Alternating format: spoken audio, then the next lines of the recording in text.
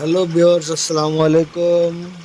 আজ ঈদের দ্বিতীয় দিন বন্ধুদের সাথে অনেক আড্ডা দিলাম। এখন বাজে রাত 1:15।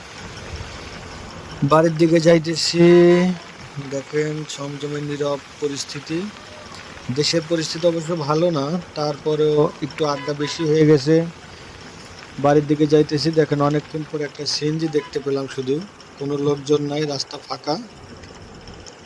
অবশ্য আমাদের মাদারীপুরের রাতের পরিস্থিতি অনেক খারাপ। তো বাড়িতে গেলে একটু বকা শুনতে হবে, কিন্তু কিছু করার নাই। বন্ধুদের সাথে আড্ডা একটু দিতেই হয়, কারণ অনেকদিন একসাথে হই না আমরা। আবার কবে দেখা হয়, তাই একটু আড্ডা দিয়ে দিলাম। রাত বেশি হয়ে গেছে, অবশ্য বাবার বকা শুনতে হবে। আমার গাড়ির স্পিড উনাশি। আল্লাহ, দেখছেন শিয়াল শিয়াল আর কুকুর দুটা গাড়ির নিচে পড়া, কিন্তু খুব মারাত্মক অ্যাক্সিডেন্ট হয়। সবাই শিয়াল আর কুকুর